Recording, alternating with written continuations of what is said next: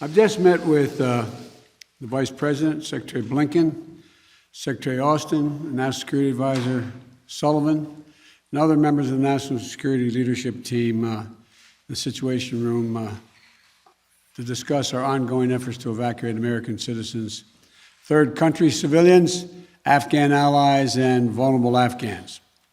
And I want to provide the American people with a brief update on the situation in Afghanistan. Since I spoke to you on Monday, we've made significant progress.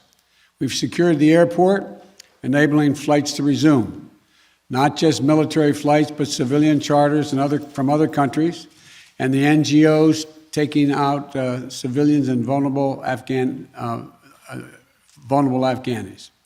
And now we have almost 6,000 troops on the ground, including the 82nd Airborne, providing runway security, the Army 10th Mountain Division standing guard around the airport, and the 24th Marine Expeditionary Unit assisting the civilian departure. This is one of the largest, most difficult airlifts in history, and the only country in the world capable of projecting this much power on the far side of the world with this degree of precision is the United States of America. We've already evacuated more than 18,000 people since July and approximately 13,000 since our military airlift began on August the 14th. Thousands more have been evacuated on private charter flights facilitated by the U.S. government. These numbers include American citizens and permanent residents, as well as their families. It includes SIV applicants and their families, those Afghans who have worked alongside us, served alongside of us, gone into combat with us, and provided invaluable assistance to us, such as translators and interpreters. The United States stands by its commitment that we've made to these people, and it includes other vulnerable Afghans, such as women leaders and journalists. In fact, working in close coordination with the management of the New York Times, the Washington Post, and the Wall Street Journal, we have successfully evacuated all 204 of their employees in Afghanistan on U.S. military aircraft earlier this week. We've established the flow of flights, and we've increased the number of people we're moving out of the country. We paused flights in Kabul a few hours this morning to make sure we could process the arriving evacuees at their transit points.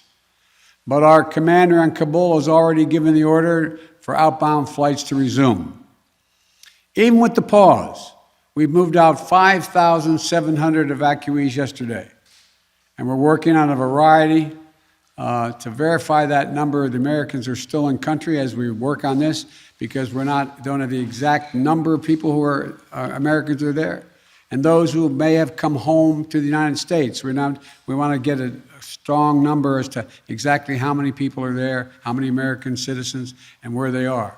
Just yesterday, among the many Americans we evacuated, there were 169 Americans who we got over the wall into the airport using military assets. We're also facilitating flights for our allies and our partners, and working in close operational coordination with NATO on this evacuation. For example, we provided overwatch for the French convoy bringing hundreds of their people from the French embassy to the airport.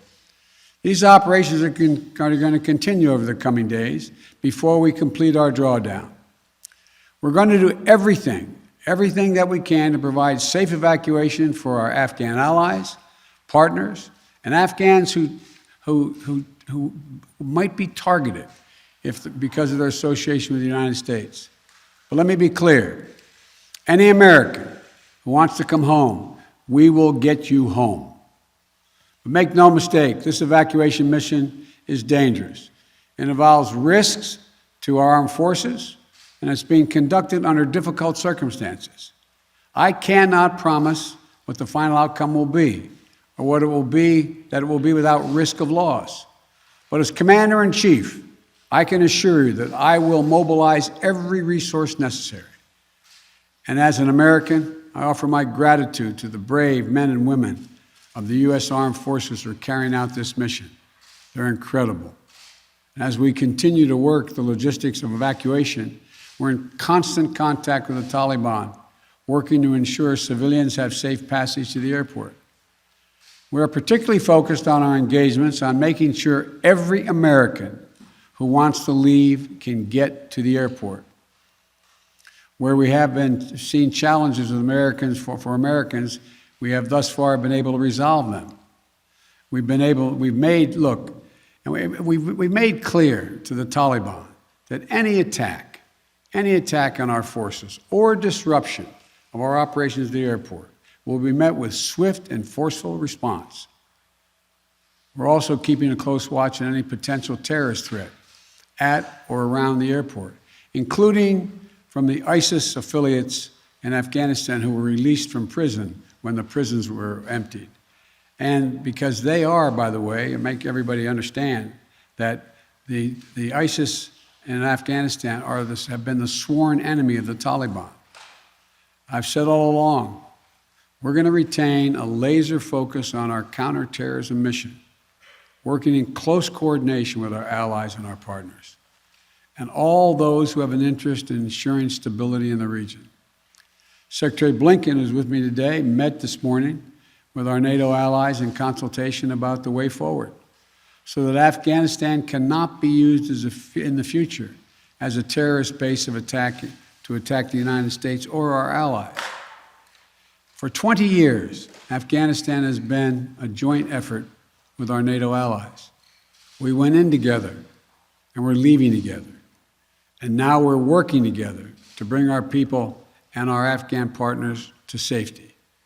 In the past few days, I've also spoken directly with the British Prime Minister, Mr. Johnson, Chancellor Merkel of Germany, and President Macron of France. We all agreed that we should convene, and we will convene, the G7 meeting next week, a group of the world's leading democracies, so that together we can coordinate our mutual approach, our united approach on Afghanistan and moving forward. We are united with our closest partners to execute the mission at hand. We've also discussed the need to work with the international community to provide humanitarian assistance, such as food aid and medical care for refugees who have crossed into neighboring countries to escape the Taliban, and to bring international pressure on the Taliban with respect to the treatment of Afghan people overall, but including Afghan, particularly women and girls. The past week has been heartbreaking. We've seen gut-wrenching images of panicked people acting out of sheer desperation. You know, it's completely understandable. They're frightened, they're sad, uncertain what happens next. I don't think any one of us can see these pictures and not feel that pain on a human level. Now we have a mission to complete in Afghanistan. It's an incredibly difficult and dangerous operation for our military. We have almost 6,000 of America's finest fighting men and women at the Kabul airport. And we're putting their lives on the line, and they're doing it in a dangerous place to save other Americans, our Afghan allies, and citizens of our allies who went in with us. You know, I talk to our commanders on the ground there every single day, as I just did an hour or so ago. And I made it clear to them that we'll get them whatever they need to do the job. They're performing to the highest standard under extraordinarily difficult and dynamic circumstances. Our NATO allies are strongly standing with us, their troops keeping sentry alongside ours in Kabul, as is the case whenever I deploy our troops into harm's way. I take that responsibility seriously. I carry that burden every day, just as I did when I was vice president and my son was deployed to Iraq for a year. There'll be plenty of time to criticize and second guess when this operation is over. But now, I'm focused on getting this job done. I would ask every American to join me in praying for the women and men risking their lives on the ground in the service of our nation. As events evolve over the coming days, my team and I will continue to share the information and update the American people on exactly where things are. We'll use every resource necessary to carry out the mission at hand and bring to safety American citizens and our Afghan allies. This is our focus now. And when this is finished, we will complete our military withdrawal and finally bring to an end 20 years of American military action in Afghanistan. Thank you. May God bless you, our troops, and our diplomats, and all those serving in harm's way. And now I'll take questions. AP, Zeke Miller. Thank you, Mr. President. You vowed in your election to usher in an era where the rules can count on America to live out these promises. You promised to lead Afghanistan, but you also promised not to help to bring out those who helped America in its war effort. We've seen these heart-wrenching images at the Kabul airport of people trying to get there, say nothing of the people who can't get to that airport. You made the commitment to get American troops out, to get American citizens out. Will you make the same commitment to those who assisted in the American war effort over the last 20 years, number one? And then number two, what is your message to America's partners around the world who have criticized not the withdrawal, but the conduct of that withdrawal and made them question America's credibility on the world stage? I have seen no question of our credibility from our allies around the world. I've spoken with our NATO allies. We've spoken with NATO allies, the Secretary of State. Our National Security Advisor has been in contact with his counterparts throughout the world and our allies, as has the General, I keep calling him a General, but my Secretary of Defense. The fact of the matter is, I have not seen that. As a matter of fact, the exact opposite I've gotten. The exact opposite thing is we're acting with dispatch, we're acting committing to what we said we would do. Look, let's put this thing in perspective here. What interest do we have in Afghanistan at this point with al-Qaeda gone? We went to Afghanistan for the express purpose of getting rid of al-Qaeda in Afghanistan, as well as getting Osama bin Laden. And we did. Just imagine if that attack, if bin Laden had decided with al-Qaeda to launch an attack from Yemen, would we ever gone to Afghanistan? Would there ever be any reason we'd be in Afghanistan? Controlled by the Taliban? What is the national interest of the United States in that circumstance? We went and did the mission. You've known my position for a long, long time. It's time to end this war. The estimates of the cost of this war over the last 20 years range from a minimum of $1 trillion to a think tank at one of the universities saying $2 trillion. That's somewhere between $150 million a day and $300 million a day. The threat from terrorism has metastasized. There's a greater danger from ISIS and al-Qaeda and all these affiliates in other countries by far than there is from Afghanistan. And we're going to retain an over-the-horizon capability that if they were to come back to be able to take them out, surgically move. So this is where we should be. This is about America leading the world, and all our allies have agreed with that. And by the way, before I made this decision, I was at the G7 as well as met with our NATO partners.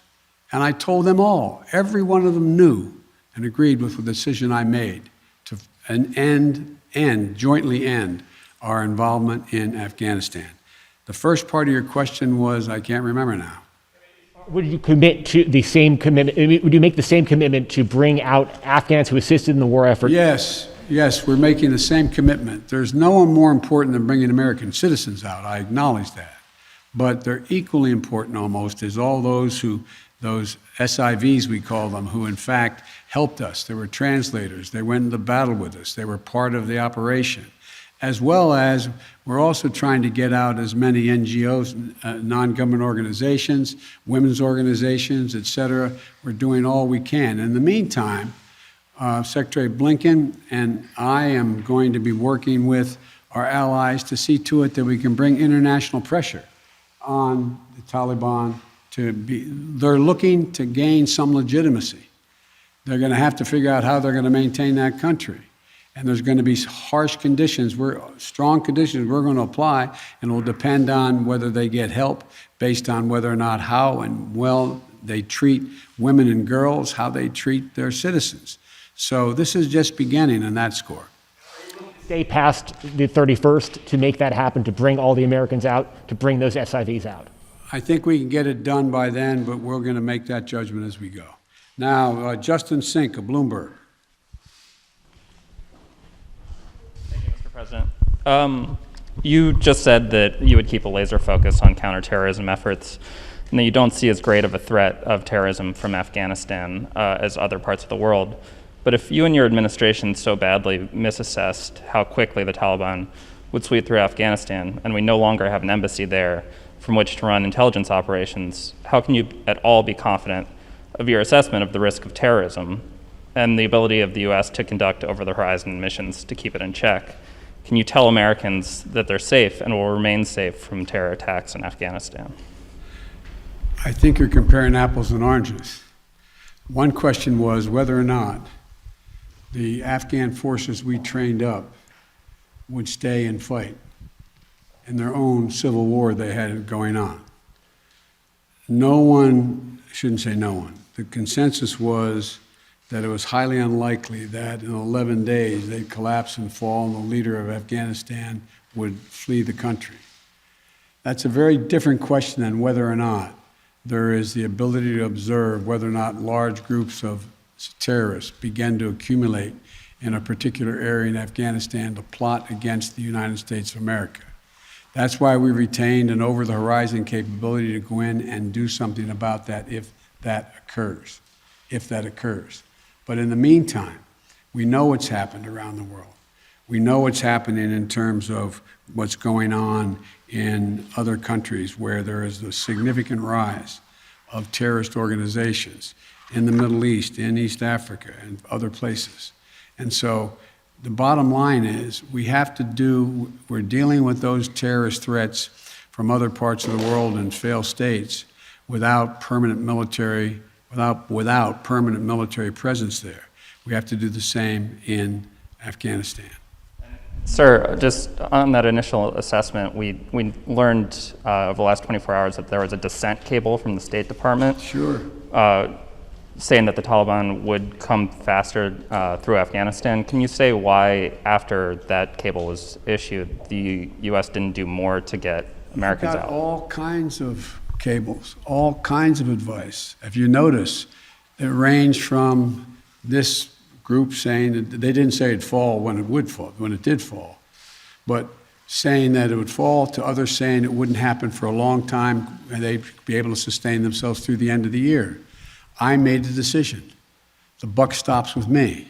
I took the consensus opinion. The consensus opinion was that, in fact, it would not occur, if it occurred, until later in the year. So it was my decision. Now, my next is Stephanie Ramos, ABC. Thank you, Mr. President. 2 questions for you. The military has secured the airport, as you mentioned, but will you sign off on sending U.S. troops into Kabul to evacuate Americans who haven't been able to get to the airport safely? We have no indication that they haven't been able to get in Kabul through the airport. We've made an agreement with the Taliban thus far. They've allowed them to go through. It's in their interest for them to go through. So we know of no circumstance where American citizens are carrying an American passport are trying to get through to the airport. But we will do whatever needs to be done to see to it they get to the airport. And one more, Mr. President. Last month, my colleague Martha Raddatz interviewed Abdul, an interpreter who was on the front lines with U.S. forces in Afghanistan. Overnight, we received a photo of Taliban militants coming to the door of his home, literally hunting him down. Thankfully, he was able to escape, but he is obviously still in mortal danger. What would be your message to Abdul, his wife, and his 3 young daughters? We want you to be able to get to the airport. Contact us. We'll see whatever we can do to get you there. We've got to get you out. We are committed to deal with you, your wife, and your child, to get all 3 of you out of Afghanistan. That's the commitment. Thank you, sir. Meredith Lee of PBS NewsHour. You mentioned just now using every resource available for evacuations. Why haven't you ordered the military to expand the security perimeter around the Kabul airport? Do you have any plans to do so, given that will likely require more U.S. troops? And are you considering rescue operations to recover Americans and Afghan allies stuck behind Taliban checkpoints? The answer is yes to the last question. We're considering every opportunity and every means by which we could get folks to the airport. That's number one. Number two, the reason why we have not gone out and started and set up a perimeter way outside the airport in Kabul is that it's likely to draw an awful lot of unintended consequences in terms of people who, in fact, are not part of the Taliban. We've been in constant contact with the Taliban leadership on the ground in Kabul, as well as the Taliban leadership at Dahou. And we've been coordinating what we were doing. That's why we were able, for example, how we got all of our embassy personnel out, how we got everyone out of the embassy safely. That was the distance. That's how we helped get the French out and out of their embassy. So the question remains, there will be judgments made on the ground by the military commanders at the moment, and I cannot second guess each of those judgments to be made. But the idea of, again, let me get back to the fundamental point I made at the outset. When the decision was made by me that, and it was made some time ago, and I ran 4 presidents saying I wanted to get us out of Afghanistan. One of the things that is a reality is people now say to me and to others, and many of you say it on air, that why did we have to move because no Americans are being attacked? Why did we withdraw those, why did we agree to withdraw 2,500 troops? No Americans are being attacked. As I said before, the reason they weren't being attacked was part of an agreement that Trump had made a year earlier. We will leave by May 1st, he said, as long as there's no attack on Americans in that year period. Number one. Number two, the Taliban was taking large swaths of the countryside, north and south. None of the major areas, none of the major points of the capitals of each of these provinces. But they were all over the country. And the idea that if I had said on May the 2nd or 3rd, we are not leaving, we are staying, does anybody truly believe that I would not have had to put in significantly more American forces, send your sons, your daughters, like my son was sent to Iraq, to maybe die? And for what? For what?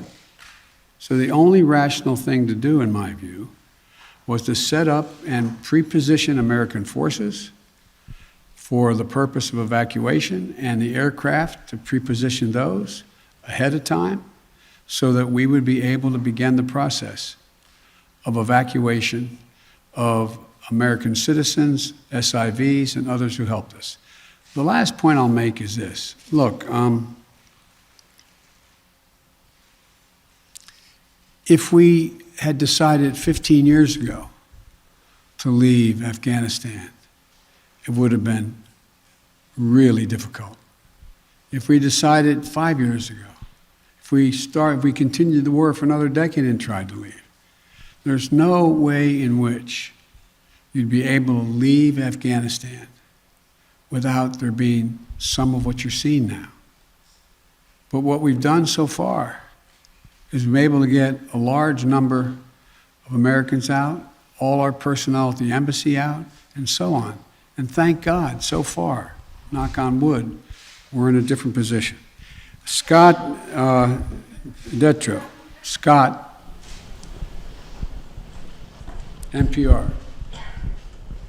Thank you, Mr. President. I just want to follow up on something you said a moment ago. You said that there's no circumstances where American citizens cannot get to the airport. That doesn't really square with the images we're seeing around the airport, with the reporting on the ground from our colleagues who are describing chaos and violence. Are you saying unequivocally that any American who wants to get to the airport is getting there and getting past the security barrier and to the planes where they want to go? I thought the question was, how can they get through to the airport outside the airport? And the answer is, to the best of our knowledge, the Taliban checkpoints they are letting through people showing American passports. Now, that's a different question when they get in the rush and crowd of all the folks just outside the wall near the airport. That's why we had to, I guess, was it yesterday or the day before, we went over the wall and brought in, how many? 169 Americans. So it is a process to try to figure out how we deal with the mad rush of non-Americans, those who didn't help, those who were not on the priority list, just any Afghan to be able to get out of the country. And so my guess is that no matter what, under what circumstances there's not a whole lot of Afghanis, there's a whole lot of Afghanis that just as soon come to America, whether they're any involvement with the United States in the past at all, rather than stay under Taliban rule or any rule. So what I was saying is that we have an agreement that they will let pass through the checkpoints that the Taliban control, let Americans through. But given this, given the negotiations with the Taliban, the scenes that we're seeing, can you just fully explain why the plan wasn't to go ahead with these evacuations of both Americans and allies before the drawdowns began, before Bagram was closed, looking back several months? Because whether it was now or several months from now, there seems to be a broad consensus that the Taliban would make these gains and these would be needed at some point. Well, yeah, at some point.